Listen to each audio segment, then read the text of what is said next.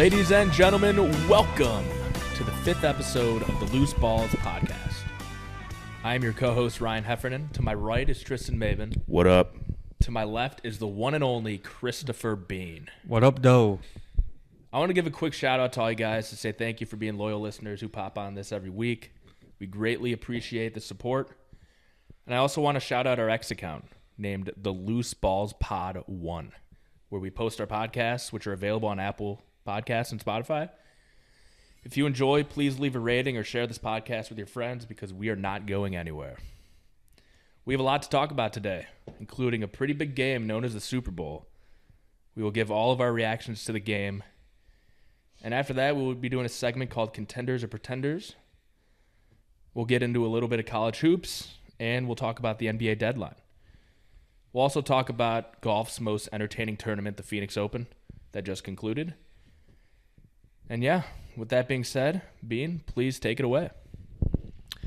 All right, like I said, welcome to episode 5. Thank you for tuning in. Thank you for the new listeners for tuning in. We just witnessed an ass whooping on last night.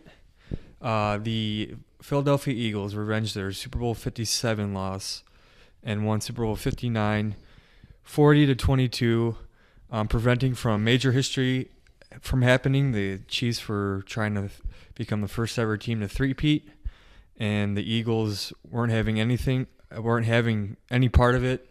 Whooped that ass from start to finish. Belt to ass. Belt to ass. They brought the belts out last night, and we saw not one but two birthday boys get the dub last night.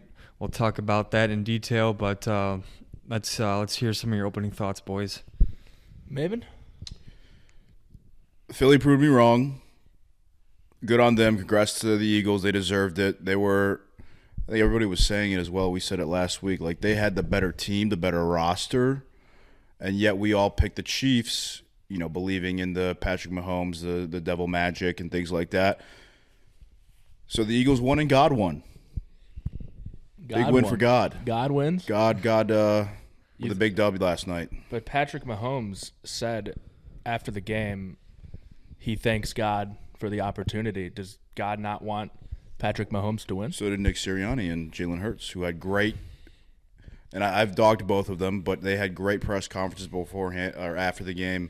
I loved what Nick Sirianni said after the game. He was praising the team, and it didn't take one individual. It took a great team effort from a lot of great pieces. And, Jalen Hurts won the MVP. They had to give it to somebody, but did they win the game because of Jalen Hurts? No. They won the game because their defense. Their defense was incredible. Half you alluded to it last week. They had to if they can get to Mahomes, rushing 4, they had a good chance of winning. And again, I wouldn't say they won because of Nick Sirianni either. You look at the two coordinators they brought in, Kellen Moore, who's going to be a head coach. Most likely, reports are saying he's going to the Saints.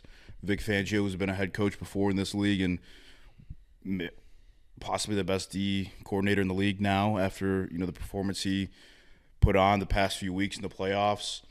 And again, I made the statement the Eagles weren't going to win a Super Bowl with Nick Sirianni. What I should have said is that they're not going to win a Super Bowl with Nick Sirianni without Vic Fangio and Kellen Moore.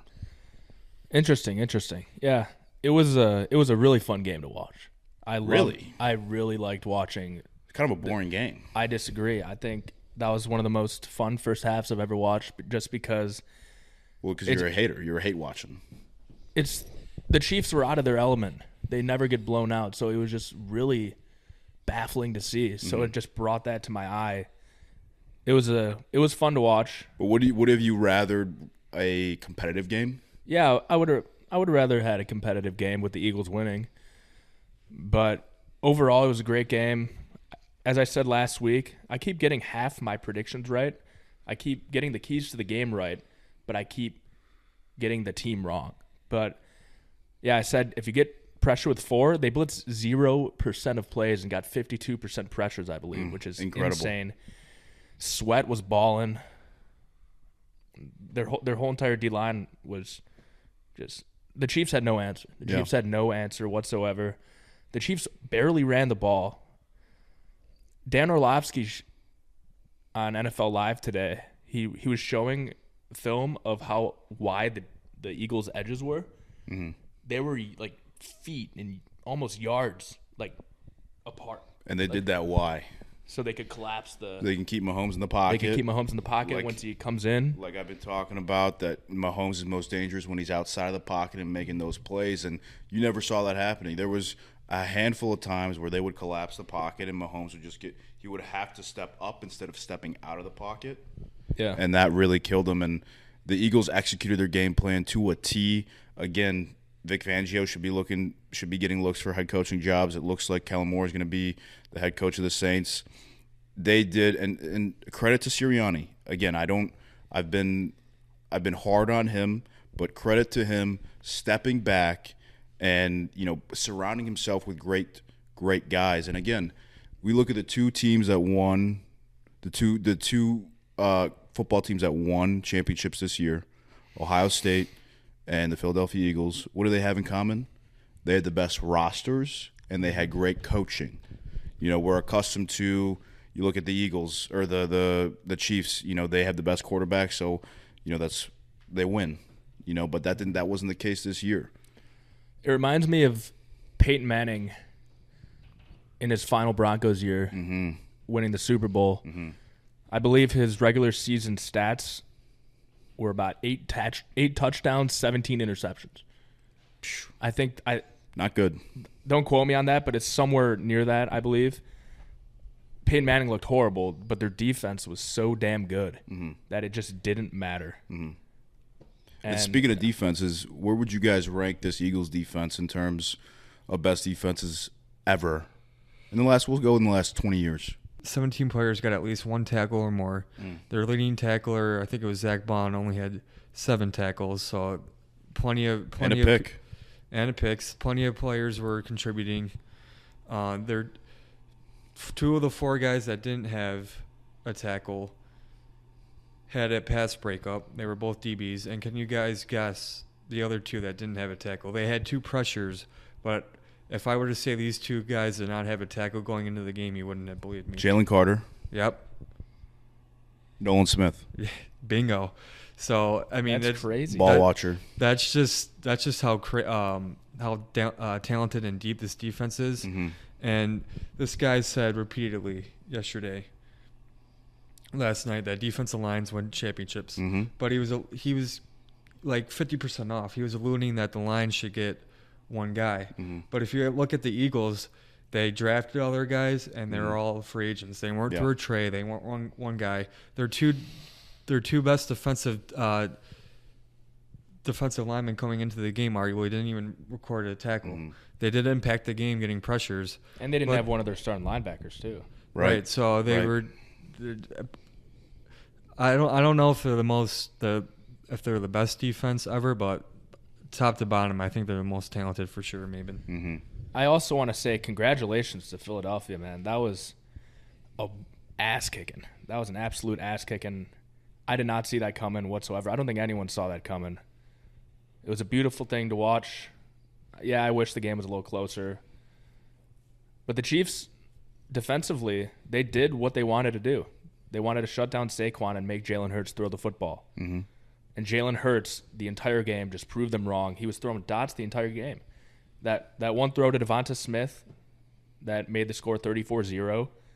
The one to Jahan Dotson on the right sideline, and following that was the tush push. And he was just making the right decisions. There was a lot of pre-snap motion just to diagnose if it was zone or man, and then Jalen Hurts would make the correct audibles if he needed to, and he just dominated the game. And you just have to give props to Jalen Hurts. And they didn't hurt themselves. It's the biggest thing. You look at the wins that the Chiefs had throughout this playoff run. The Bills really should have won that game, but they hurt themselves too much. The same thing with the Texans as well. And Philly didn't do that. They executed their game plan, and they didn't hurt themselves. You do got to give props to Jalen Hurts. They didn't, like I said, I don't think he won the game for them, but he didn't lose the game for them. Some people were going a little crazy saying he's top 5 in the league. That's not far. I Would don't you think guys that's- agree with that, though? I think it's close for sure. I think it's close. Who would you have ahead of him outside of Mahomes, Allen, Lamar, and Burrow? Like, I still take Stafford over him. That's one of the fair ones. That's why I said he's like near it. I'd say I think Stafford and Hurts are just in Talent-wise, going forward for the next 10 years, I'd take Herbert over him. I'd take Stroud over him. I I'd would take Daniels over him. Yeah, I was about to Oh, say Daniels. I would take Daniels, yeah. Yeah, but here's the thing: like a lot of people had him outside. Like people had him like 15th coming in the year. Like Yeah, I people think he's easily top 10. He's cemented himself top 10. right, and like people had Dak higher than him coming in the year. That's just crazy. He proved. I mean, he had a great playoffs. Mm-hmm. He's been fantastic in the two Super Bowls he's played in. But the thing that's hurt him, obviously, is that he didn't, have too many other performances where, he matched his Super Bowl or he surpassed his performances. Mm-hmm. But clearly last night, and he's been a big game player. And he's had great talent around him, but if you look at obviously all these other guys, they have great talent. So that's not to discredit him or anything like that. And I thought after that first pick he threw, when they were up 7-0, he was on point. He didn't miss a throw. Like I've said, he made all the right reads at the line, and that's with Saquon Barkley not having a big game on the ground. And clearly, the Chiefs' game plan was to stop the run. Mm-hmm. And so the Chiefs defense said, you got to beat us. And he did. And obviously Mahomes, threw 2 picks. I'm sorry for the people that took no interceptions. Yeah. How about that lock of the year, Bean? That was Mahomes he had no time. Both his picks were to overcompensate for pressure. He was pressured all night. Didn't have time to throw, and those 2 picks were because it got to his head eventually, and he threw 2 horrible interceptions. Mm-hmm. He obviously settled in, but they were down 34 at that point. Right. I mean, if I would have told you before the game that the Eagles would have been up 34-0, I don't think anyone would have believed you. No. Also, if you included what Saquon's stats were, if you said Saquon's stats were 25 carries, 52 yards, 0 touchdowns. Chiefs are winning that game. Everyone would think the Chiefs were winning that game. Right. Well, as I said, props to Jalen Hurts. People were doubting him this entire time, and he just came up big in the biggest moment again. He did that in the Super Bowl last year. He outplayed Mahomes both times. You have to give him his flowers. Like that's insane. Outplayed him in the first one. He outplayed him in the first one. He played well, but he didn't win the game. Didn't they have a chance to win the game at the end? That Bradbury flag, that was a weak call, and then they just need the but ball he for said it was a flag. You're just trying to overcompensate for Brady right now. Don't give us that bullshit. That has nothing to do with Brady. That has nothing. Yes, to do with it Brady. does because you won a Super Bowl. So I got Everyone one closer. everyone after the game said that was not a flag, and But the they guy shouldn't that have called it. committed the flag said it was a flag. Don't give me that bullshit. I don't think he said that. Yes, he did, bro. Get him, Bean. I don't think he said that. Yes, he did. Look it up. James Bradbury quoted believe for the him. Super Bowl. Then why did the refs come out after the game saying it wasn't a flag and they shouldn't have called it? Well, I don't know. I don't know about that, but the Yeah, guy that that's what I committed thought. the Yeah. guy that Sit committed down, the boy. the guy that okay. So how can you explain that the guy that That committed it is and saying I'm pretty himself sure that the it was a refs. flag? I'm pretty sure the refs backed it up too. That you think that was a flag? Like Yes. actually. That's insane. Okay, so It's insane. so answer me why the guy that committed the flag. You didn't answer me either. What was your question? The So ref- you do this bullshit every time. You try to avoid deflect. Get him, Bean. Look it up. Look up the quote right now. You'll Look it find up. it. It was not a flag. I watched the play. It was a flag because they called it. Yeah, Oh, technically does that was mean a flag. does that mean the A.J. Brown offensive pass interference was a flag? Technically, yes, I threw the flag. Because they threw the flag. Yes, So, yeah, it was a exactly. flag. They threw Yeah, a flag. horrible call. But anyways, they Hurts had a great game 2 years ago, but he Outplayed Mahomes. did not outplay him. They lost. Correct. So He had a can- decent Wait, game. so You can whoever yesterday. wins the game, the quarterback automatically outplays the play. yeah, they scored 38 points. You're gonna say he didn't play well and got outperformed. So whichever team wins the game, the quarterback automatically outplays the other team. Yeah, when he win at 38-35, yes. Every single time. In the biggest game, yes. He clarified it if they score like 38-35. Not you see, if they're scoring 38 points. He only takes part of the answer, and he tries to like create his own narrative. He does this time and time again. Correct. Can't let him get away with it, Bean. Way to keep him in check. But anyways, obviously Hurts was fantastic. Here I'm going to credit you right now, partially, Hef. I don't know why you ever left it. I think it's because of fantasy purposes. But 2 years ago, you were all over Hurts, and you should have stayed on his train. I was only on him for fantasy purposes. He was great. I mean, obviously last year they fell apart, but the whole team fell apart. So Jalen Hurts had 120 more passing yards than Mahomes in the first Super Bowl. 27 for 38. Mahomes was 21 for 27. And also Jalen Hurts had 15 carries, 70 yards, and 3 rushing touchdowns. Right, but you're telling me that's not outplaying. And Mahomes. Mahomes what was his stats? 21 for 27, 180 yards, 3 touchdowns. Yeah, he threw it 11 less times. And obviously and won the game. Rushing touchdowns, I can't remember exactly, but they were probably a couple of tush pushes, I'm sure. Probably. He had a 28. It says his longest carry was 28 yards. So I don't know I don't remember if he scored on that play or not. Let me check. But you don't get outperformed and lose. That's the bottom line. Correct. Especially in the biggest game of the year. Now going back to yesterday, Hurts clearly outplayed him. Oh, easily. And that's why he won MVP. So give credit where credit is. And again, he did outperform him last night. But again, they didn't win because of Jalen Hurts. It's not like Jalen Hurts put on some spectacular performance. They won because of their historic defense, right? And they made Mahomes uncomfortable the whole time. Now, winners. Obviously, the Eagles are winners. Like I said earlier, God was a winner last night. Tom Brady, huge winner. He must have been celebrating on the inside, and now there's no conversation about him and Mahomes, at least at this point. So Holmes, I think I tweeted out last night. Brady is 2-0 against Mahomes in the playoffs, playing against him, and now 0-1 in the big game. So here we go. Here's a quote. Ready? 0-3, really, because Brady was there. Here's James Bradbury quoting. Obviously he probably looked it up and it didn't say it. I was hoping he would let it go, but of course, he's a rough big game, and it was a hold, so they called it. Thank you. End of discussion.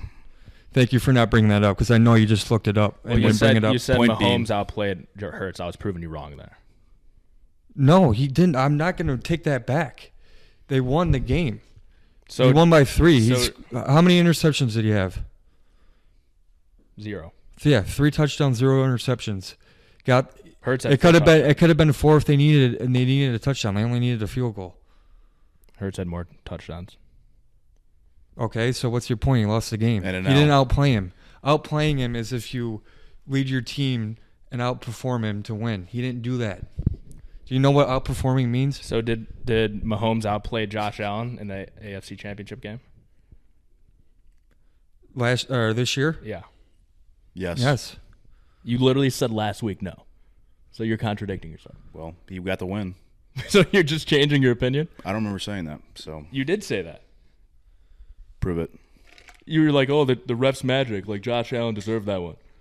Well, yeah, it was the ref's magic, and he did deserve it, but he didn't win it. Did I say he outperformed him?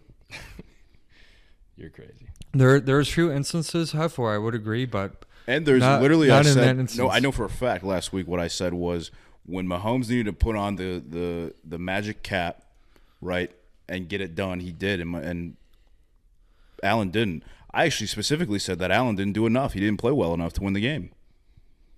So I don't know where you're getting this stuff from. Well, that's beside. I mean, that happened 2 years ago. Obviously, we're talking about this year. And obviously, you're talking about the. Also, fun fact: Mahomes already has more Super Bowl interceptions than Tom Brady in the Super Bowl. Ooh. Well, hey, I said it last night. It was a legacy game for you, Hef. So You won your legacy game last night. Mahomes has 7 passing touchdowns and 7 interceptions. No, it's 8 You know, now. In the Super Bowl? Oh, yeah, he had that. Yeah, the garbage time touchdown. Oh, so. man. I don't know how I many. know Brady had, what was it, 21 and like 10 21 or something? and 6. 21 and 6. Yep. Look, The Super Bowl that Brady played bad in and won was the one against Jared Goff. Mm-hmm. Yeah, because everyone played. It was a What was the final score? struggle. 13-3 or something? Yeah. Yeah, he didn't have his best stuff that game. But he got it done when he needed to. Got that one, the big throw to Gronk. Was it Gronk or Edelman? I think it was Gronk. I can't remember. Yeah, I think it was Edelman. Mm-hmm. Well, here's another thing too, though, where I think Mahomes has still got a lot left. Brady started off 3-2 as well, and now Mahomes is 3-2, and that's where yesterday Mahomes could have solidified at least the first half of his career. You can still make the argument that he is better, but they're both 3-2, and he could have had a three-peat, and no one's ever, not just Brady, but no one's ever three-peated. So here, And last night they got their ass kicked, and I also tweeted this out yesterday too. Is both times he's lost in the Super Bowl, they've gotten relentless pressure, especially off the edges. The last time 4 years ago, and only rushing 4. Yeah, only rushing 4 is insane too. And Yeah. that blitz, that's a crazy stat you mentioned, Hef. Another crazy stat I heard too was they pressured him 44. They got pressure 44. 52, I think. 44% in the first half, and he had 42 completion percentage. So that was just the first half, and they were up 24-0. That was a big part. He obviously threw the pick 6, and I think he threw one. Was it?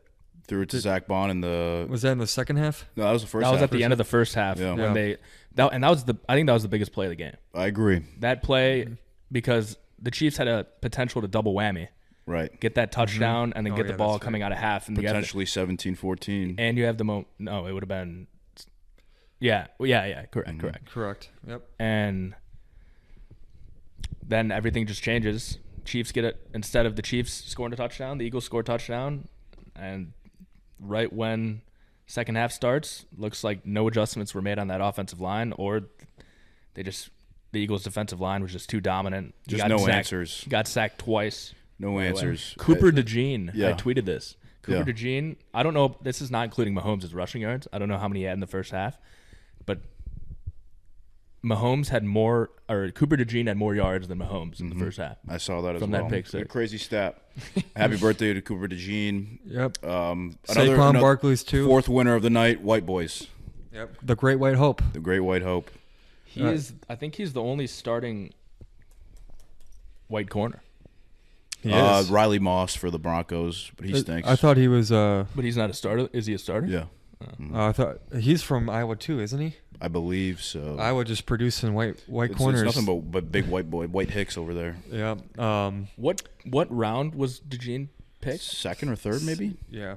That's the thing too. Like Eagles, they hit on everything. All their free agents, all their draft picks. Shout out Howie Roseman. We haven't brought him up yet. Yeah, But they had 0 Super Bowls before him. Now before he was a GM in their history. Now they have 2. They've been to 3. Obviously 2 and 2 years or 2 and 3 years they've been to. They had the best roster construction. They have a great owner. Their head coach, we were skeptical, but obviously they're great when he gets the coordinators right. yes. And Jalen Hurts. Let's just talk about him really quickly too. I don't know if did you guys see that commercial too? That was hard. It was a tough pill to swallow because it felt like it was directed at what I was saying. Yeah. But it was a dope video, and I do give him his flowers. I'll credit you too, Hef, since I was kind of bashing you earlier. And I'll discredit me a little bit. I was not, after he got benched at Alabama in that second half of the national championship, I was like, yeah, this guy's probably done. He's a career backup in the NFL. And then obviously he went to Oklahoma and was a stud, but at that time they were just producing quarterbacks left and right. I was like, maybe it's more of the system than him. Right. And Hef, you were on him, I think, when he went to Oklahoma. Yeah, he was a later pick, and I just remembered watching a few of his games, and I just saw the potential. I thought he was going to be a really good player. And I guess I was right. Usually I'm wrong on that stuff. But another guy I think that's going to be pretty good is Shitter Sanders this year. Agreed. I think he's going to be good. Agreed. But yeah, the Love Hurts commercial was sweet. He deserves his flowers, rightfully so. I mean, he deserves the MVP. I kind of disagree with you, Maben, where he didn't have to do too much to win. Because, I mean, I know the defense got turnovers and stuff, but after that interception, he was flawless. He stepped up, had big runs. Yeah, he didn't hurt himself. No, and he did have a couple huge runs where on third down where the Chiefs looking to get off the field and extending drives, and that's why it's important to have it's not necessary, but it's huge to have a quarterback that can move like he can. And you know who he reminds me of? He reminds me a lot of Russell Wilson. He's got a hell of a deep ball. Did you see that on Good Morning Football this morning? No, I don't watch Good Morning Football. That's exactly. So I'm taking credit for that. that's funny because that's exactly what they said. Okay, they stole that from me. Yeah, he throws an immaculate deep ball, right? He can run. He's very mobile, and he's poised. He's a very poised and calm person. So, again, props to him. He did enough. He didn't hurt himself, and now he's a champion. I also want to shout out Jake Elliott too. Every single kick. Yeah, he banged it right down the center. Missed league high 13 missed kicks and every single kick, and 2 of the times the kick didn't count. He had to move back 5 yards, and he still wasn't it 3 times? Could have been 3. Yeah, it was 2. Like, they kept going back, and that's the especially this time of year. Like, you don't know where you're gonna play if it's outside, but they were in a dome, and he probably would have missed one of those kicks if they were outside. But it's the power of the dome. I have two trivia questions for you guys. Let's hear it. It Happened last night. Love trivia. Did you see what Devontae Smith? He was the first ever player to do this. Oh, win the Heisman, win a national championship, and win a Super Bowl. It's well, I didn't see that, so that's you're probably right, maybe, but I think you were about to say it. Yeah, I saw this. It was the first Alabama receiver to score a touchdown in the Super Bowl. I think first Alabama player, period, to ever score a No touchdown way. in the Super Bowl. Isn't that That's insane? incredible. Yeah. And all the talent that they pour out. And, even Holy defense, moly. you would think they would have had a defensive touchdown. Right, running backs. Yeah. No Ingram. No Derrick Henry. Right. And DJ Yeldon, maybe? And then the Chiefs had 23 total yards of offense. That was the fewest in the Super Bowl since 1990. J-Mo's going to be the second touchdown scorer. Oh, hell yeah. next year. Super Bowl 60, we're Next coming year. for you. See you in San Fran. Yep, so book it. Yeah, and that's really all I had. And shout out Wasn't there another trivia question? Oh yeah, the not really trivia. I just said it, but the Chiefs 23 yards in the first half. That was the fewest since 1990 in a half in the Super Bowl. Let's get down to some other keys to the Super Bowl. Yeah, I was going to shout out the Philadelphia offensive line. Both lines. They dominated the trenches. Shout out our boy Scotty Combs. I think he said in the group chat, he said he's got to be the biggest right guard ever.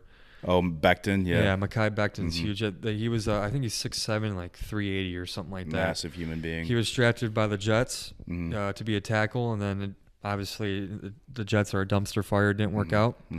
And, obviously the Eagles have 2 great tackles, so they moved him over to guard, and everyone, Mailata, Dickerson, Cam Jurgens, and then the future Hall of Famer Lane Johnson. So they had the highest average weight for an O-line ever in a Super Bowl. So yeah, get you some big boys that can move some bodies. You need some meat. Absolutely. Everybody needs some meat. Yeah. What do you guys think about the commercials? Kind of sucked this year, in my opinion. I don't really. That's usually when I take my piss breaks. Really? Yeah. I'm into the whole thing, the spectacle, the game and the commercials, the halftime show. How do you like Kendrick Lamar? Not really my cup of tea. I'm not a big Kendrick fan. I thought it was funny that he called out Drake in front of It was a good ending. literally the whole world. It was a slow start for me, Maven. I agree. And then, the last couple of songs were good. But there's been better. It definitely wasn't like a top tier performance. Not even close. I wish he played his old bangers. Yeah, See, I don't really know. I'm not huge on Good his Kid, Mad City, discography. Swimming Pools, like all those old ones. Like that's what got him popping, Yeah, I'm not the biggest fan either. I saw him in concert like 7 years ago, But I agree, Hef. Where was his old bangers? I don't understand that. Yeah, it was all of his new album, like Reincarnation or whatever it is. Mm-hmm. I haven't really listened to that album much. So it was just a lot of songs that I've never really listened to. It was annoying. But I also think Kendrick, he's one of the best artists of all time, but I just don't think he's like a good Super Bowl performer. I agree. I don't think he's the right fit for a halftime show. You want someone who's going to be like I would rather have like a dance, like a performance instead of like a rapper who's he's just going to rap. He's not really going to do much dancing or anything. Yeah.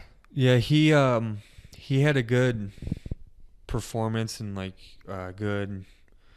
I forget the word I'm looking for, but it was a good performance at the end. Agreed. The choreographic was good when he performed his last two songs, but other than that, I think there's a lot to be desired. I agree with you, Hef. He should have played more of his older shit. Yeah. But it is what it is. He won 5 Grammys last year, so it's hard to complain about his life right now. That's what Drake said. That's what Drake said in the diss. What did he say? Kendrick just opened his mouth. Someone go hand him a Grammy right now. That's kind of like a compliment. That was his first line. He's like, "Oh, Kendrick opened his mouth." Yeah. All right, sick. He's won a ton of Grammys. Hand him a Grammy. Ooh, you got him. But yeah, congrats to the Eagles. You were gonna say one more thing on the Eagles, maybe? No. Oh, the Jeep commercial with Harrison Ford, I really liked. Oh yeah, I like that. I like the Ultra. This guy Hef dropped a Ultra. Hef was the so pickleball, happy. The pickleball one. He was smiling, drinking an Ultra, and then I sent the pickleball. Oh yeah, that's the right. That's right. The two actors. That was a decent one.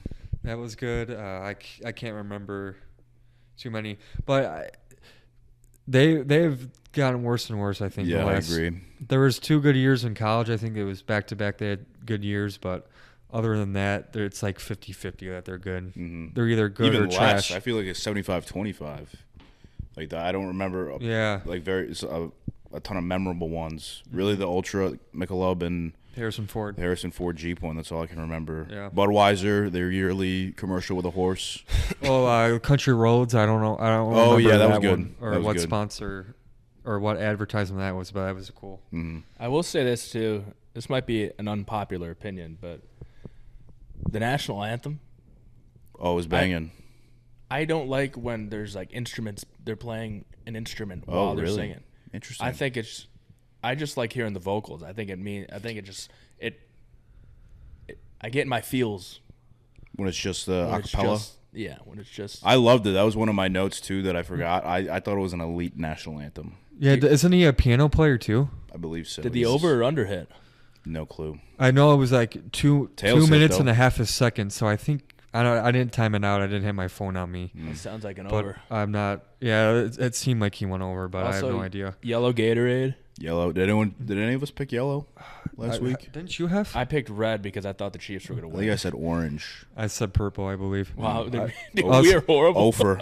But We all you got picked the Chiefs, You too. guys got tails, but I got heads. So I that's was. right, that's right. I don't think I got anything right. So for everyone listening, whenever we have a bet, just say whatever. Take The the opposite. opposite, and you're going to be a rich man or woman. Yeah, just fade loose balls. Yeah, like Maben said, he said take the Eagles. Exactly. And he was right. Where do you guys go? Where do you guys think the Chiefs go from here? Like, how do you gear up for next year? What would your Left priorities guard. be? You have to get new tackles. Agreed. They did it Or left tackle, that's what I 4 meant. years ago when the Buccaneers did it very similar to what the Eagles did yesterday. So yeah, you got Jawan Taylor stinks. Yep. They didn't have a left tackle the whole year. They had to moved put their guard Joe Tooney to tackle. Yeah, for some reason I thought, like, I looked it up today. I'm like, why did the Chiefs tackle get hurt? No, they drafted a rookie. They replaced him after 2 weeks. Mm-hmm. And then the other guy played for about 10 weeks, and then after their Black Friday game, after the Black Friday game after Thanksgiving, they just moved Joe Tooney over. Mm-hmm. So you have to, obviously their first pick is probably going to be a tackle. They'll probably get a free agent tackle on the other side. So that's where I would go from there. Maybe another weapon. The Bills. Yeah, it just seemed like they didn't have they've done it all season where it's sort of receiver by committee. But when push come to shove, they didn't really have that guy they could just go to, an elite receiver that you could just throw the ball to and you believe in him, a Jamar Chase, a Justin Jefferson, someone like that. It's those don't just grow on trees, but I think they banked on the fact that they could win without Tyreek Hill, and it worked out. But there was a glaring hole in the receiving core last night. But Xavier Worthy had 8 catches. He went off. 150 yards. He went He's off. like their new Tyreek, but just like a off-brand version. Right. Yeah. But yeah. Maybe Also, he's the guy. Travis Kelce's 35. He's getting up there in age. Who knows when he's going to retire? Getting up there in pounds. You got to start finding his replacement for sure. And I think you were about to Noah say Gray. Noah Gray's pretty good. Yeah, but they didn't do it. I feel like they would have went to. I mean, I know Travis is Travis. He had some touchdowns this year in the regular season. I actually bet on him for a touchdown as a flyer, and obviously that didn't work. But And if you were starting to say the Bills, and it reminded me how, like, if you're the Bills watching this, and you're seeing the Chiefs down 34-0, it's like we couldn't beat these guys. Right. And I know the Chiefs went 15-2, and same thing with the Ravens. Obviously, the Ravens didn't play them in the playoffs, but they lost to them in the regular season. They lost to them last year in the playoffs when they were the home team. It's like, if you're those two organizations, it's like at some point we got to get over this hump because, we're losing, they're in their prime now, Josh Allen and Lamar Jackson. So Right. we're losing some valuable years. And if the Chiefs are, going to the Super Bowl and winning the AFC every year and they're, performing like that in the Super Bowl, it's like you got to start asking yourself, what do we got to change it up, do something different because Exactly. I mean, if the Bills are in that game, I believe it's a lot closer. The Eagles probably still win. I think if the Ravens are in that game, it's a lot closer. Yeah, that would have been a sick game. Mm-hmm. But if you're those two teams, it's like, yikes! Like Yeah, it's eye-opening. we better figure it out right For now, sure. or Agreed. we're never gonna win. Yeah. Anything else on the big game, fellas? No, I think we said everything. Congrats to God. Congrats to God. Lions Super Bowl 60 bucket. Bucket. I think we can all agree on that. Bucket. All right, boys, moving on. Last week or 2 weekends ago, we wrapped up the NBA trade deadline, the Luka and De'Aaron Fox trade, and a lot more happened on Tuesday, Wednesday, and Thursday. The deadline was Thursday, so they wrapped it up. What were your guys' takeaways? I got my clear winner. I know there were some big trades. Middleton going to Washington, Kyle Kuzma going to Milwaukee, Jimmy Butler going to Golden State. I know you love that, Heffa. So what were your big trades and who are your winners? I think my winner. I don't know. I don't think I love any of the trades, but I think Ingram to the Raptors could be good. I think if the Raptors continue to be on a downward trend, I know they have won a few games recently, but like if they go back to what they were doing and losing and potentially get the number 1 pick, you get Flag, you have a dangerous team. You have a really dangerous team. You got Barnes, Dick. Did you see that call, Mabin? He just showed me right before we started. Yeah, Jakob Podol, the center's pretty good. Quigley. I like Quigley. Brandon Ingram's a great player. I just think they have potential. Mm-hmm. I think they have potential to make some moves. Butler, I think Butler to the Warriors is a perfect fit. Agreed. Just because Steph Curry and Butler do like the opposite. Mm-hmm. They both said that in the postgame. Did you see that? I did see that, and it's exactly right. Mm-hmm. Butler's more of a mid-range drive kind of player. Good defense. Steph Curry's, as Jimmy Butler said, Steph Curry's just going to get doubled at the top of the key sometimes. Right. And then that just opens up the paint for Jimmy Butler.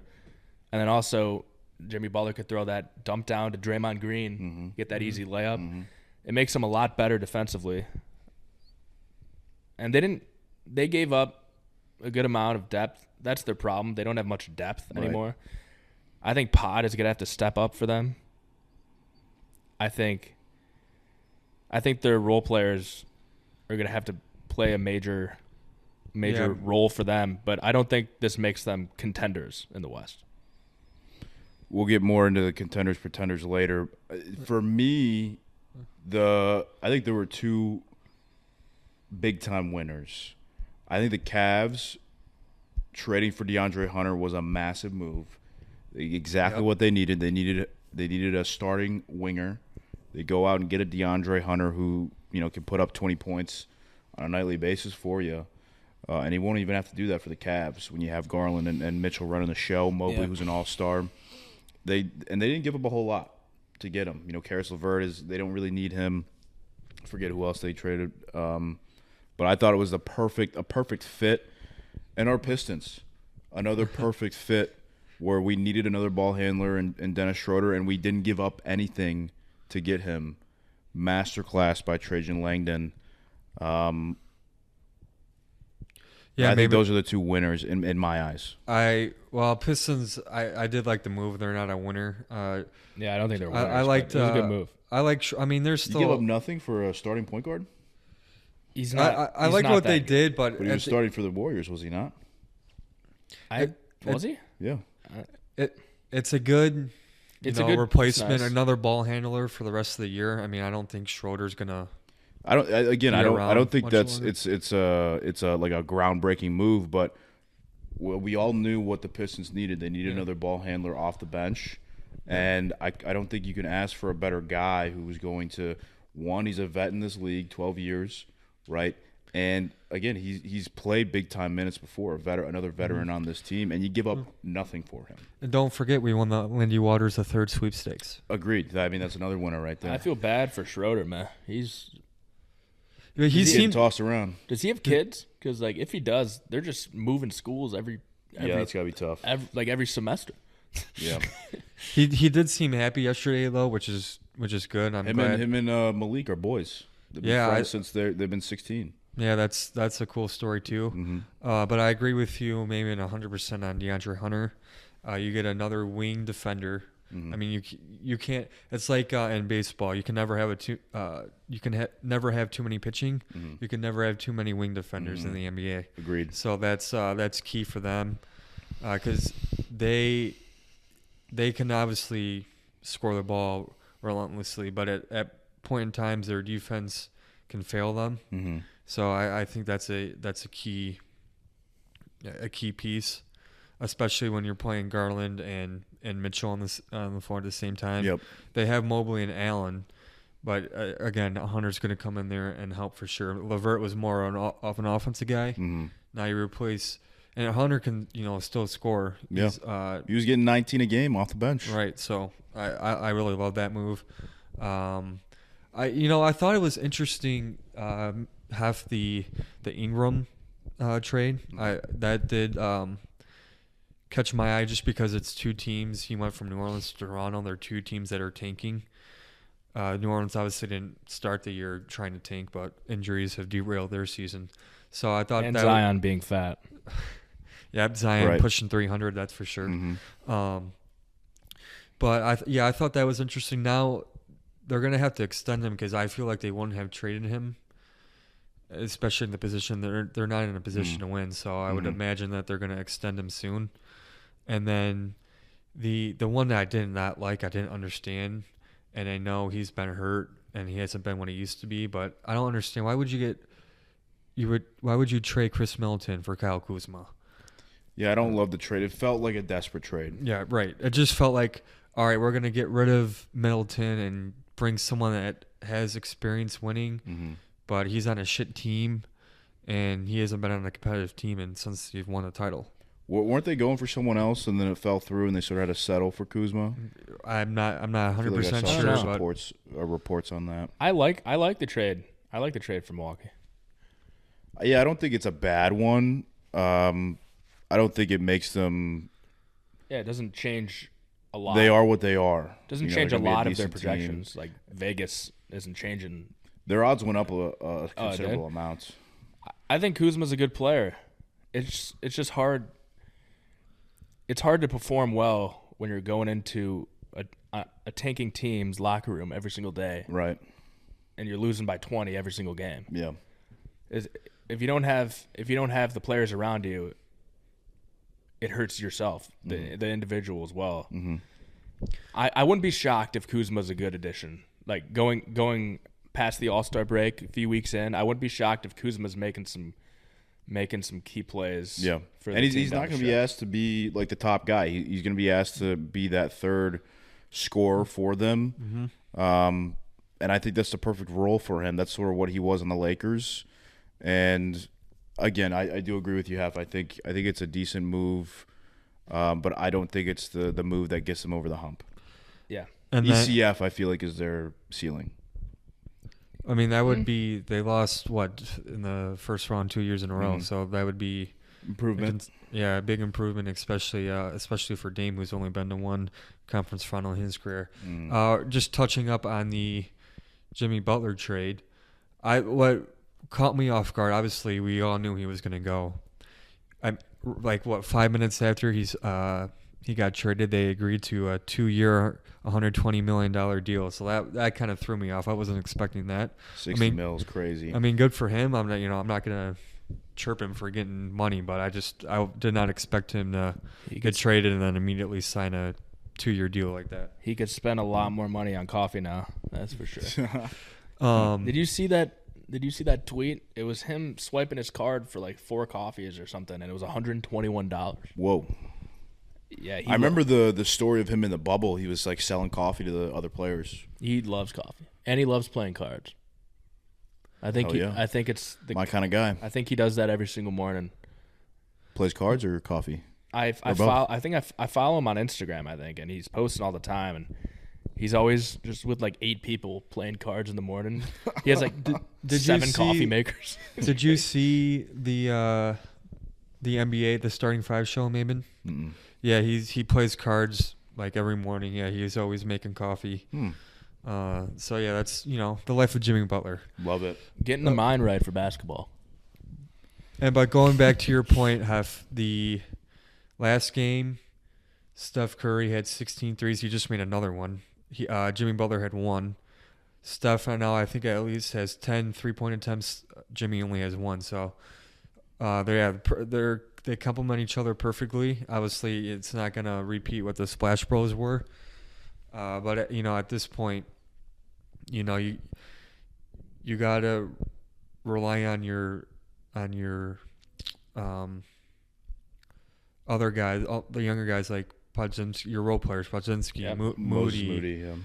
and the young guys to step up and give you what they got from Livingston and what's his name, Iguodala. Mm-hmm. So they're probably not going to win a title, but they can still be competitive. I know the West is a lot tougher. If they were in the East, I could. Do you say that they won't win a title this year, or they won't win a title with Jimmy? Because I think it puts them in a good position to be contenders with Jimmy outside of this year. I just don't think they have enough on the bench. But if they can add a piece or two, I think you win a championship with Jimmy Butler and Steph Curry. Yeah, I don't think they can win this year, but if they get Playoff Jimmy. Exactly. Yeah, next year Different. you reset, you get a full year with him. Mhm. I think they could, but it just depends again what kind of pieces they have. Agreed. Yeah, this year I give him a 0% chance. Agreed. And it's not because I'm not a big Warriors fan. I truly believe it's not because of Steph. It's not because of Steph at all. It's because of their bench. Their bench is horrific. Mm-hmm. Their bench was bad before they made that trade. Yeah. Andrew Wiggins wasn't really performing to his standards when they won the finals against Boston. Mm-hmm. He's gotten older. Who else did they give up? They gave up. Forget. And then one thing Wiggins. Is Kuminga? Kuminga's still hurt, Kuminga's right? still there. Kuminga's Yeah. still hurt. He's gonna be a good. Okay, if Yeah. they need him to step up big time, they need Moody to step up big time, and I mean I think they can Gary make Payton? some noise. Gary Payton, Payton's yeah, I'm a good. big fan of Gary Payton. They've all shown flashes. Yeah. Obviously, Gary Payton was on the last. And I like title their team, bigs, Davis and Looney. but they decent just bigs. it seems like one or two of them are clicking at the same time, But never everyone. they're all 4 and 5 of them. They haven't been clicking at the same time. Right. So it's like, You don't get this consistency with them. Right. And, you could probably do that in the East. Mhm. Right now, they're tied with the Bucks. But if they were playing someone in the West that was top 4, they would be losing right now. Right. It was also So- Kyle Anderson and Mitchell. Is who got traded. Davion Mitchell. That's right. Oh, yeah. Yep, that's right. One thing we have not brought up yet was Mark Williams. Ooh, So, quick yes. story. On Saturday night, we were at Nara. We were at Hibachi. Shout out our boy P. It was his birthday. And Shout out Piss Man. I told you guys that Mark Williams had the trade was nixed. It had been rescinded. And then at the same time, Hess Grizzlies were down by 20, and he had a bet on Golden State. They were down by 20. They miraculously came back, but at that time they were down by 20. Mm-hmm. And then I told him that Mark Williams' trade had just been rescinded. For the next 10 minutes, Comes in threes. this guy Hef was staring into space. I He was so out of it. I had a good amount on him. But I remember telling you guys, I thought the Warriors bet still had a chance Huge win. because I said Steph Curry can make like 3 threes in a row. That's right. Let alone he had 24 points in the third quarter. Wow. And they outscored him by 45 points in the second half, I believe. It was like 52-13, like at some point. Mm-hmm. Jimmy Buckets was doing Jimmy Buckets things. It was cool to see when Jimmy Butler got that and one. He points at Steph, and Steph's just putting his arms up. That's pretty I thought that was dope. sick. I feel like Jimmy is one of those players. It's so weird seeing Jimmy Butler and Draymond just talk. I don't know. I feel like they're like peanut butter and jelly. They're gonna go together perfectly. Yeah, Jimmy has like a alter personality, like of Draymond, but like not to the extent of Draymond. Right. And they both could be clowns too. Yeah. I think their team chemistry got a big boost. Yeah, I agree. And just going back to the Mark Williams trade, how I can't imagine that first day when Dalton Connect walks back into that facility and just being like, "What's up? What's up, guys?" He's probably happy though, don't you think? Yeah, he's got to be. I mean, he's playing meaningful basketball, but then Right. to have the feeling of like, "Wow, I'm not wanted." Yeah, well, at that, here's what I think. He probably, when he saw the Luka trade, and He expected it. he probably was like, how did I survive that? How did I not get traded? I'm a young guy. I'm a rookie who was a lottery pick, or not just outside the lottery, first round pick. And then obviously they trade for Mark Williams. He probably knew something was going to go on because they needed a center. Mm-hmm. And then obviously that trade didn't go through. Shocker, Mark Williams didn't pass the physical. Right. Can't say I'm surprised at that. But what are your thoughts on? There was reports that they were really in on Pirtle, the center from the Raptors, which I can't believe the Raptors wanted a lot for him. Right. And then Duran was also rumored. I I did can see understand why the Pistons wanted a lot for him because he's a young guy. Mm-hmm. What were your thoughts on Duran being in on that trade? Well, first, I think Podol would have been a fantastic fit for them. Yeah, he's a good player. I really like Jakob Podol and what he brings to the table. For Duran, Pistons Twitter, they love to talk about trading guys and giving up on guys like Duran, and Stu's been in a lot of trade talks. You got to be able to build a camaraderie and a culture, and that's what we're doing in Detroit. And you don't do that by trading your young guys, trading guys who are great for the locker room, like Beef Stew, and it just seems like everybody likes each other. You don't see that in the NBA very often, where everybody's getting along. I think everybody genuinely likes everybody in the Pistons locker room, and I understand why you want Jalen Duran. He's only 21, 22, and especially with how he's been playing recently, he's putting up. Obviously, he's got the boards. He's third in the NBA in dunks, but his passing too has been incredible, and his defense is improving every single game. So, I would be worried about the Pistons, and I think the whole league is, but they're just not willing to admit it. I don't think anyone's worried about us yet. Not yet, but in the future. But Jalen Duran, I had a lot of criticisms about him going into the season, even though he's a young player. His defense was really bothering me.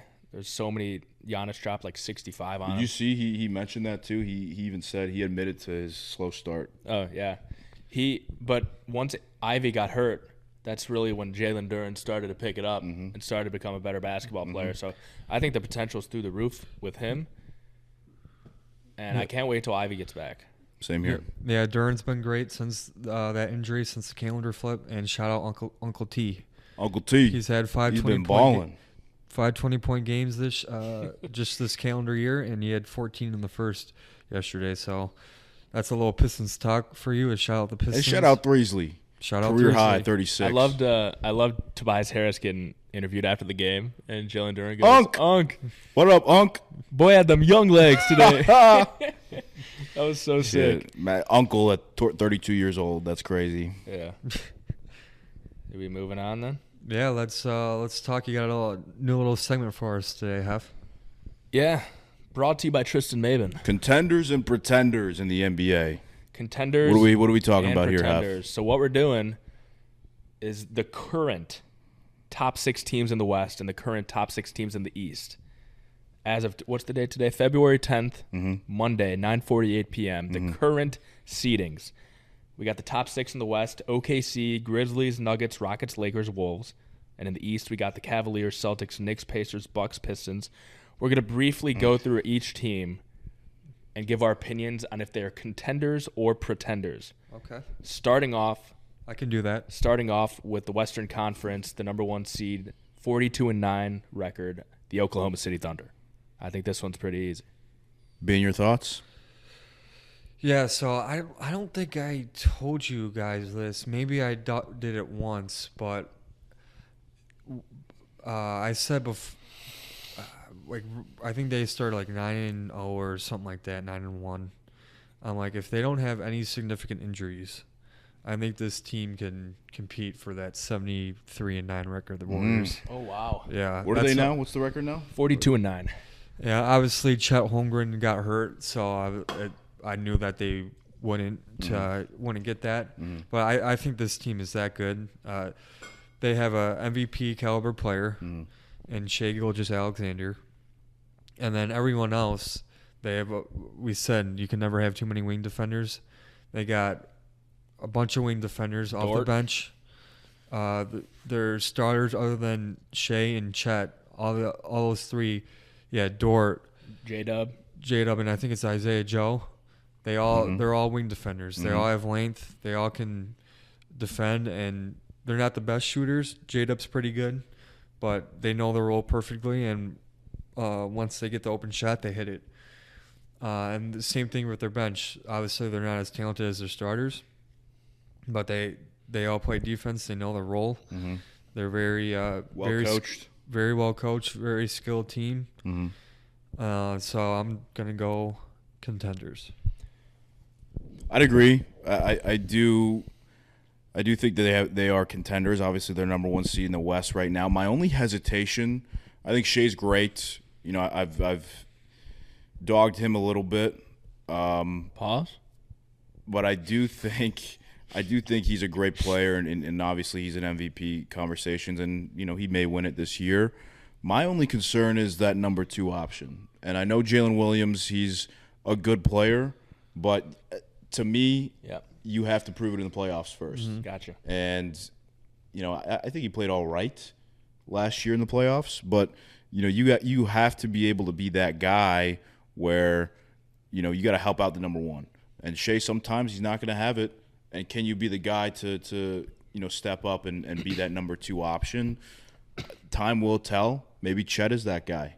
Maybe someone else like a Lou Dort is able to step up. Yeah, we'll see. But my hesitation comes from who is your number 2 option on that team? I think when healthy, and I think he just came back as Chet. But again, to your point, you have to prove it in the playoffs, and I think he struggled with his outside shot last year in the playoffs. So yeah, he's. Outside of Shai, they're going to have to get that second and third score. But again, they play, I mean, their defense is so strong. I mean, it's tough to score 100 on those guys, 9 in, 9 out. Right. And obviously that defensive intensity only ramps up in the playoffs. So it's going to be interesting to see like how good at their peak level, how good they are on the defensive side. Yep. So I think they'll be fine. They were the 1 seed last year and lost in the second round to the eventual Western Conference champions, but I think that experience is gonna help them out, and I think they at least get to the third round this year. Yeah. So Oklahoma City Thunder to me is the clear title favorite. I will say the clear title favorite. I have a future on the Lakers, and we'll talk about them in a little bit. But I think they're the clear title favorites to me. I think they have the most depth almost of any team in the NBA. They have you need one of those top 5 guys. They have that top 5 guy. They got Chet Holmgren coming back. He's a good presence in the paint, and he could also shoot from the outside. They got J-Dub, Lugens. How do you pronounce his first name? Lugens Dort. Yeah, I Lou Dort. just call him Lou yeah. Dort. Lou Dort, great perimeter defender. They also got Caruso on the bench, who's a good defender. And people aren't forgetting, he is a rookie right now, and he hasn't played a game yet. But Nikola Topic, he was their first round draft pick, the international guy, and apparently he would have been a way higher draft pick if it wasn't for his torn ACL. I think he had a torn ACL. But the reason that OKC was able to take a nudge at him is because they have so many young players. Right, and you could so take a many flyer depth. on a guy who's got some injury issues. They have time to wait for him. Sure. To be healthy. Sure. I think they're the clear title contenders. They blow out so many teams. It's unreal. It seems like every single time I'm looking at the Vegas totals or the spreads, they're 12 to 13 point favorites almost every time. Yeah. I think they're going to be tough to beat, but maybe I'm 1 year early. I'm not sure about that. That's the one part that I'm kind of playing with right now. I don't know if I'm a year early yet. The only team they've beaten in the playoffs is the Pelicans. Yikes. As the 8th seed. So, but they brought the Mavs to 7 games and they're up 3-2. So, I think they are the title favorites. Their odds aren't great because they are the title favorites right now. Second is Boston, but yeah. And just to add on my reservations on the Thunder, again, I don't know who their Robin is, number one. And number two, I would have loved to see them bring in some sort of veteran guy, someone who's been there and done that. Caruso, I know, has won a championship, but I wouldn't consider him as a quote-unquote like a veteran, a grizzled vet. You know, I would have loved to see them bring someone in, just not even someone who needs to be in the rotation, just someone who's on the bench and can be that sort of, uncle figure. Yeah. So, we again, all- I think I'd agree with you, Hef. Maybe it's a 1 year thing. Maybe we're 1 year early here, but they're not going around anytime soon. For sure. So we all got contenders Yep. for the Oklahoma City Thunder. The next team is my beloved Memphis Grizzlies. Second in the West right now, 35-17. Bean, are they contenders or pretenders? This one, the last week, I've been contemplating a lot. They have not passed the second round, just like OKC, but it's been 3 years since they've been there. 2 years ago, they were the 2 seed and lost in 6 games to the Lakers. Last year, obviously, they had injuries and suspension issues with Ja, so they didn't even make the playoffs last year. So I do like the roster. They got a good young squad. Obviously, Ja's a superstar. Triple J is an all-star again this year. What a player. But I don't see it until they can prove it, until they can make a deep run. I'm gonna say pretender. Fair enough. Maben? They made a move at the deadline, right? As well, they traded Marcus Smart for. They pretty much traded Marcus Smart away just to get some more cap space. Did they get anything else? They got. Did they get Bogdanovich? I think they traded a first-round pick and Marcus Smart. I think they traded a 20. Who got Bogdanovich? Bojan Bogdanovich. Bogdanovich went to the Hawks. He was on the Hawks. Wait, he went to the. What team did Bojan Bogdanovich go to? Hey Siri. What team did Bojan Bogdanovich go to? Bojan Bogdanovich plays for Brooklyn Nets. Okay. So the Grizz, it's tough for me to evaluate the Grizz for the simple fact that I haven't watched a whole lot of Grizzlies basketball. I don't know if you guys can tell me, how has Ja been this year? Has he regressed a little bit? Is he about the same as he has been before? So I would compare Ja Morant's season right now to a lesser version of Donovan Mitchell. The way I'm saying that is because Donovan Mitchell, he was the star on that team last year, and it was mostly going through him and him only. But now that his team is getting older, he's got Garland, who's really good, and Mobley. He's letting them get the ball more and letting them get more touches. So I would say Ja Morant's doing the same thing. But my problem with the Grizzlies is Ja Morant needs to play more games. Ja Morant's my favorite player in the NBA. But you can't just be sitting out one game, playing the other game, sitting out the other game, playing the other game. I know he's been dealing with injuries, and he wants to be healthy for the playoffs, but I think the way you get through that is playing games. Right. I think if you play more games, you'll be fine. And he is. Did he tear his ACL last year? No, it wasn't that serious. I can't remember what it was. Okay. By the way, we're thinking of Bojan Bogdanovic, the one that played for the Pistons last year. The other Bogdan Bogdanovic, went to the Clippers. Oh, he went to the Clippers. Yeah. Okay. Yeah, that's what it was. Okay, gotcha. So what? Yeah, are you going contender or pretender, maybe? You know, it concerns me. I don't really know how Ja is playing, but I will say this: I feel like Ja is one of those players that shows up in the big moments. Like I think that he's a guy who, if I need someone to go get me a bucket.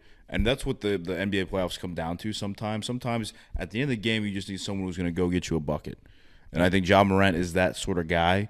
I love, you said it, you alluded to earlier, Jaren Jackson's one of the best players. And for as good as he is, I still think he's a little underrated in the league. He's just such a talented player. I love their supporting cast. Desmond Bane, I think, is a strong role player. And I think Ja can be that guy in the playoffs. So I'm going to say contender. I think the Grizzlies are somewhat of a dark horse, even though they're second in the West right now. Yeah, it seems like no one's really talking. Yeah, not a lot of people giving him some love, talking about him. I think Ja's got something to prove, and I know he's not playing a whole lot, but it could just be a precautionary thing so they can get to the playoffs and he's ready to go. And even with him not playing, they're number 2 in the West. Yeah, there's something to say about that. That's you're going to exactly where I'm going. It was a perfect transition. I said Oklahoma City has one of the depthiest teams. Depthiest? The most depth. Oklahoma City has one of the deepest teams in the NBA. I think the Grizzlies might have the deepest team in the NBA. They got, and their starting lineup is incredible. They got Ja Morant. I think he's a top 3, maybe number 1 finisher in the NBA. Every time every time he goes up, you feel like he's just gonna dunk on someone. Finish. He dunked on one. He was sick. Desmond Bane is that perfect complementary player. He kind of reminds me of Jimmy Butler, but maybe like a little less of a version. Where he's a really selfless player, and he lets all the other people eat, and then he's a pretty good defender. Zach Edey, great center for presence. Jaren Jackson Jr. And they also got Jay Huff, Gigi Jackson. Salty Aldama. They also have Luke Kennard, who has the highest three-point shooting percentage this season. Hell yeah. Scottie Pippen Jr. Jalen Wells has been playing good. Brandon Clark. I like Brandon Clark a lot. They are – I think they player. are loaded with talent. My Agreed. one concern with them is health. If they could stay healthy, I think they have a chance of making the NBA Finals. I still have OKC ahead of them a little bit, if I'm being unbiased. And we're going to be talking about a couple other teams soon. I'm going to put you on the hot seat here. If you had to start a team today, are you taking Shea or are you taking Ja? Just because of injury concerns, I would probably go Shea. But that does not mean if injuries were turned off, I'd go Ja. If injuries were turned off, I'd go Ja. It's just he's just been having a lot of injury concerns. Okay. But yeah, so we got 2 people saying me and Maben contenders, Bean pretender. Yep. The next team we got is Bean's favorite team. Let's go. The Denver Nuggets, 3rd in the West, 34-19. Bean, No one better than you starting this one off. Well, you guys know what I'm going to say. I'm going to say Contender won the championship 2 years ago. Their defense concerns me a little bit, but they haven't been healthy just like that. We're watching them right now. It was too easy of a drive. They just let up. Well, they're playing the best team in the league right now. The Portland Trailblazers, baby. But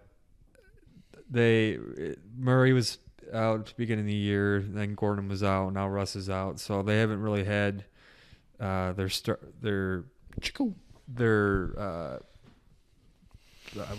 9 players. I think they're probably going to be 9 deep. They haven't played at the same time. So we'll see when they consistently play. That is their one concern is their defense. But, they run up and down the floor like we just saw right there.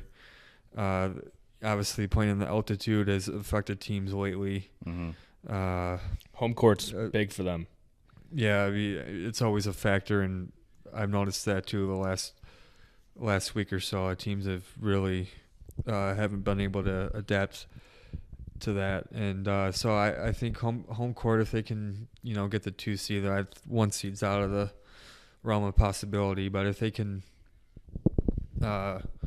be a high seed and not fall down in the standings, I don't see how they don't make the Western Conference Finals, at least in my opinion. So Contender. Mabin? I don't have a whole lot to say. I think being well said, you said it all. Yep. Contenders, definitely. I'm going to be rooting for the Nuggets with you because I would love to see Russell Westbrook get a ring. I would love to see that. I like that. Need Christian Braun to be a big-time factor. And, Jokic being Jokic, you always got a chance when you got him on your team. Yeah, I didn't even say him. They got the best player in the world, so I like my chances for sure. So, easy contender for you? Easy contender. I'm going to go same thing as well, easy contender. They've proven it in the playoffs. The Timberwolves got the better of them last year. But I think one thing to be concerned about is it seems every offseason one of their role players that plays a key role is leaving the squad. 2 years ago it was Bruce Brown. This year is Contavious Caldwell-Pope. And also the Nuggets' first-round pick, Deron Holmes. Flyer. Dane Flyer. We're in the Flyers. Dane Just a quick, we'll do our quick Flyer minute here. I'm no longer invested in this team as long as Anthony Grant is the head coach of this team. As you're wearing a Flyers hat. If you are, as a coach, your team is spiraling, and by spiraling I mean a 10-point swing in a matter of 5 seconds where you're up by 5 and then down by 5 at the end of the game, and your coach is on his knees staring at his shoes, you're a bad coach. There's something wrong, and I'm no longer invested until he's gone. Fair enough. There's a Flyers minute. Yeah, I'm gonna go contender there too. And next one we got the Houston Rockets, 4 seed in the West right now, 33 and 20. I think they're on a little losing skid right now. Bean, what do you got? Yeah, they just ended it yesterday playing the Raptors. I mean, thank God they were on a 6-game losing streak. If it would have been 7, I mean, they would have. Oh hell, it was breaking loose there. I think they'll be a top 6 seed. I don't see them making the plan. I think they've been too good for that. But I wouldn't be shocked if they're anywhere from the 3 or even the 2 seed to the 6 seed. With that shakiness, and they're they haven't made the playoffs yet together. They've had some experience. Van Fleet won a title. Brooks has made the playoffs a couple times. But Sengun and Jalen Green and Amon Thompson, they haven't been there yet. So I'm going to go pretender. But, again, I wouldn't be shocked if they win a playoff series and they're the 2 seed. But right now they're too inconsistent, so give me pretender. Pretender for the first one. Mabin, what do you got? Yeah, I would agree a pretender. I would not be shocked, actually, if they lost, if they were one of those teams that got upset in the first round, just because of they're young. And they do have a little bit of experience with Van Fleet, like you said, being Brooks, who's been around the block. But their main guys, their go-to guys, Sengun, Jalen Green, really Amen is, to me, the superstar on that team.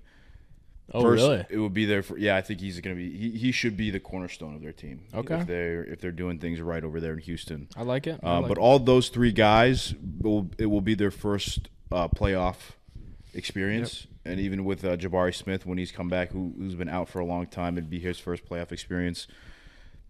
I think they're the classic. They remind me of like the Atlanta Hawks when Atlanta was like the number one seed for a few years ago, and then they would just get bounced like right away. That's what Houston reminds me of. I think a lot of growth for their young guys, and I'd be excited about my future if I was a Rockets fan.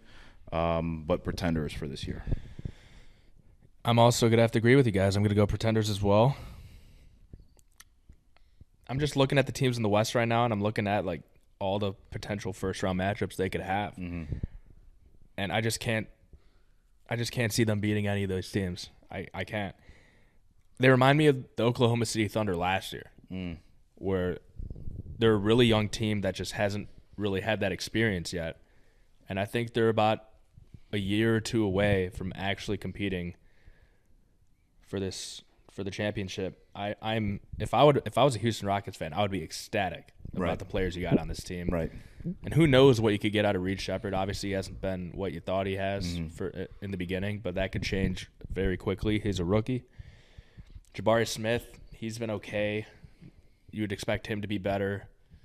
Alperen Sengun is one of my favorite players to watch. He brings back that traditional NBA feeling of just posting down those defenders and just doing that little hook. Or his footwork is incredible. I love watching him play. Jalen Green's very entertaining. Kind of reminds me of Ja with his hops. Crazy athlete.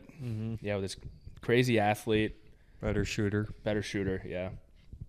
But yeah, easy Pretender for me. I think they're about a year or two away from actually competing. Okay. But yeah, next one we're going to be going over. He's making his debut tonight. Luka Doncic. We got the Lakers, 31-19. They're on a heater right now. Bean, talk to me. The Mark Williams trade not going through scares me for them. Obviously, Luka is going to be a star there. It's going to be a star for many years to come, decade plus easily. Probably bring a title or two, and obviously LeBron is the best player at this age to ever play. Pretty good. But I'm going to go Pretender. Ooh, I just don't see it this year. Not with that. And I don't think Mark Williams would have been a huge difference, but I don't like Jackson Hayes as your starting center. I think that creates bad matchup problems, especially the deeper you go in the playoffs. I wouldn't be shocked if they make it out of round one, but if you're gonna have to go and play against OKC, I don't see how they can beat them. 100%. As of right now, that's who they would have to play in the second round. They're gonna have to try and get as high as they can for them to really take them serious. Maven? I think you make some great points, Bean. He did. It's tough. Who really moved me, especially after his performance this week, was Austin Reeves, formerly known as Ryan Reeves, putting up a 40-burger without LeBron, without Luka, and now he's going to be the third guy, the third option on your team, which, I mean, he was against AD, but you upgrade AD to Luka now. Man, I'll say this. I would say a Pretender. I don't think that without Mark Williams and not having much of a center depth, I don't think they can get over the hump this year. But I would not want to play them in the playoffs. If I got to go up against Luka and LeBron and Austin Reeves, man, I would not want to see them in the playoffs. I wouldn't be surprised if they make a WCF. I wouldn't be surprised if they make the finals. But I don't know. It would shock me more if they did than if they didn't. So I'm going to go Pretenders. Fair enough. I think this is the most divisive one.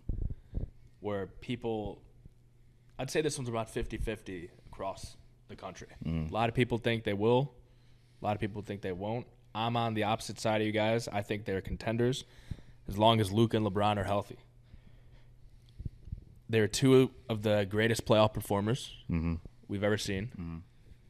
Yes, the center is a problem. That is 100% a problem. I see that. But they're going to be the number one offense in the NBA. I think they're going to be the top, or at least top 3 offense in the NBA. Can you guys, I can't think off the top of my head, but is there a better third option than Austin Reeves? Maybe the Celtics would choose any of them, you know? Maybe probably the Celtics, but I can't think of a lot of teams that have that reliable third option. And Austin Reeves is very good in the fourth quarter in clutch situations as well. They have 3 guys who could close out a game, in my opinion. And I think they're going to be tough to beat. Luka and LeBron are just going to be throwing lobs to Jackson Hayes like it's his job. Right. They're going to be so fun to watch. I'm switching. They're contenders. LeBron and Luka, you made a great point, man. It's the playoffs are a different story, and those are 2 of the better playoff performers in the league, maybe all time. Yeah. And when you said that, it took me back to all the shots that Luka made in the playoffs. The dagger where he's flipping his water bottle right before hitting an absolute dagger. Was that the one over Gobert? No, that was against the Clippers. Oh, a different one. Yeah, and then another one against Gobert. Yeah, right. And he's murdered the Clippers a couple times. So yeah, I think if you have Luka and LeBron, you got to be a contender. All right, two contenders, 1 pretender. Yeah, we'll keep the Eastern Conference for next podcast due to our timing on this. We didn't expect to go so long on the Super Bowl. Me and Bean kind of got in a bickering match. That was amazing. Oh, by the way, Great just Jalen Hurts threw a pick 6 that game too. So 2 years ago. So you can't get outplayed by a guy that threw a pick 6. Jalen Hurts threw a pick 6 in the Super Bowl? Nick Bolton. I swear to God, I think he won defensive MVP. I swear to God, I just looked and I thought it said he threw no picks. I don't know. Maybe it was a fumble 6, but I think it was pick 6. It had to be a fumble 6 then. But yeah, all right, whatever. We're on to who's the What's the final last team? Final The team. T-Wolves? to Patrick Abraham's Minnesota Timberwolves. Shout out, 6 Pete. seed right now. Pat, 30, you should turn it off now. 30-23. It's gonna get ugly. Bean, what do you got for us for the Minnesota Timberwolves? Are they contenders or pretenders? So this year, after they made the trade, after they traded for Julius Randle, traded Cat to the Knicks, the Nova Knicks. It reminds me of their team from 2 years ago when they traded for Rudy Gobert, and Rudy Gobert and Cat had to kind of figure out how they were going to play with each other. Cat was out for half the year, so that didn't help. And they're having very similar issues now with Julius Randle and Rudy Gobert. They're trying to figure out how to play with each other. Obviously, Ant's a superstar. He's probably future face of the league, if not one of them. Excuse me. And they were 3 wins away from the finals. They kind of shit the bed last year in the Western Conference Finals.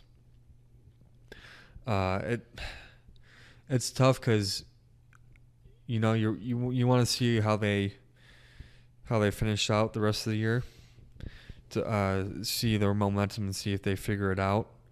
But right now I got to go off the body work, and I'm going to say pretender, but that is subject to change before the playoffs. Fair point. Liked your points, Bean. Tristan Maben, what do you got? Minnesota I think they're easy pretenders for me.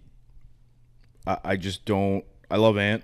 I think he's a big-time player, and I think that he will be a star in this league for a long time. That's not really like going out on a limb or anything, but it's really the supporting cast for me around him. I'm not a believer in Julius Randle or Rudy Gobert. I don't think you can win a championship with those two on your team playing significant roles. And they don't really have much after that. I would love to see Naz Reid get a chance to play more minutes. I would love to see they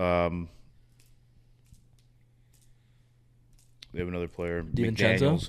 McDaniels take a step, We got which he McDaniels. has. He's been stepping it up a bit.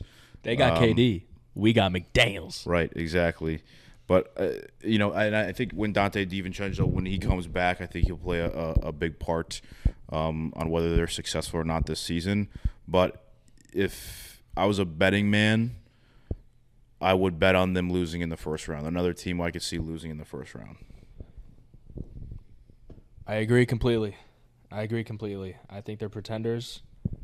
I think that trade changed them from contender to pretender. Agreed. I think that trade was silly. Karl Anthony Towns and Gobert worked. Mm-hmm. They worked. They were so close to making the finals. Mm-hmm.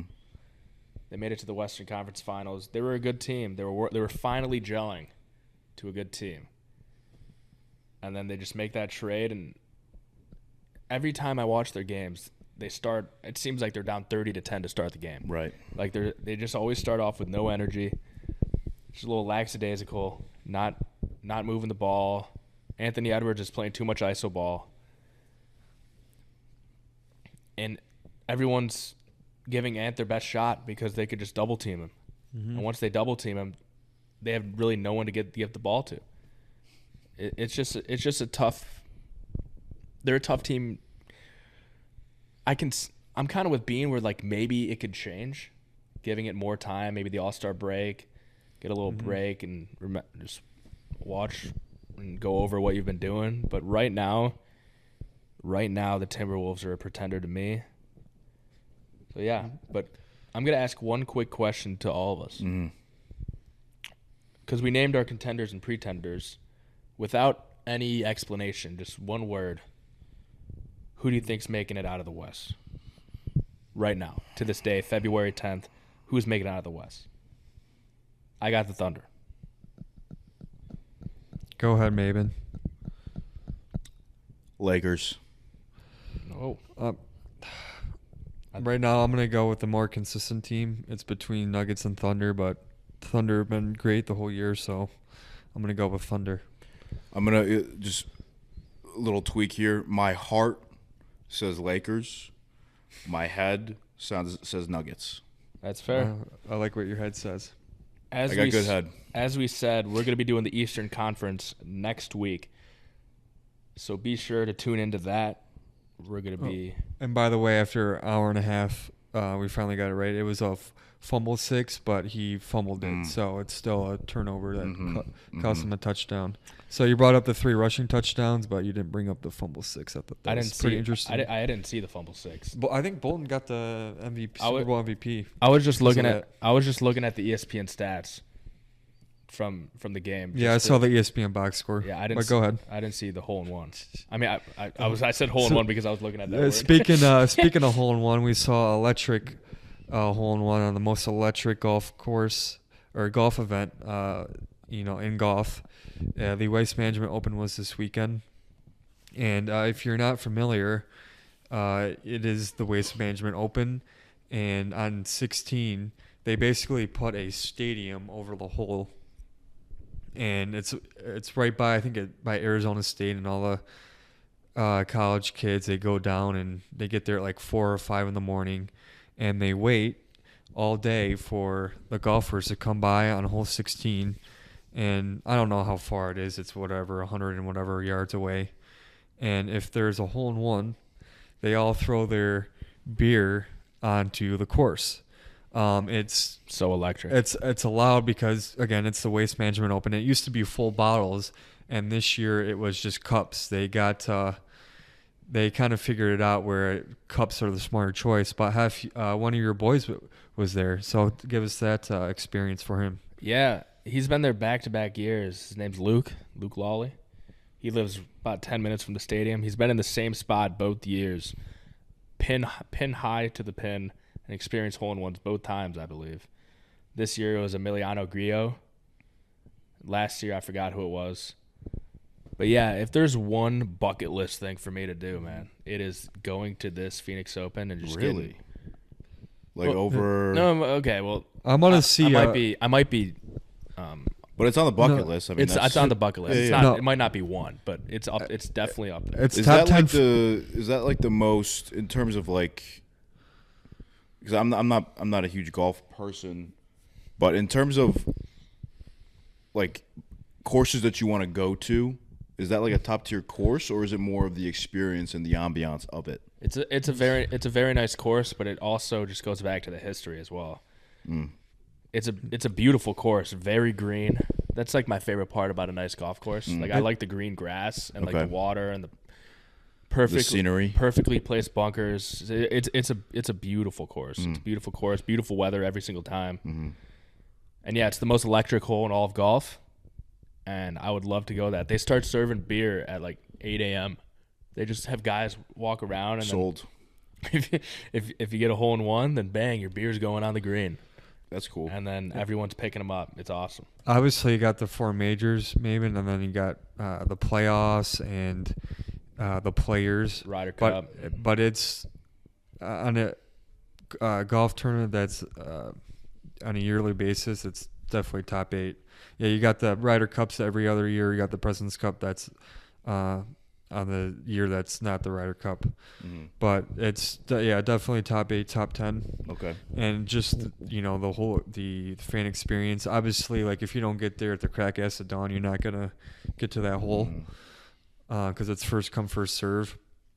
My friend was there 3 years ago. My coworker.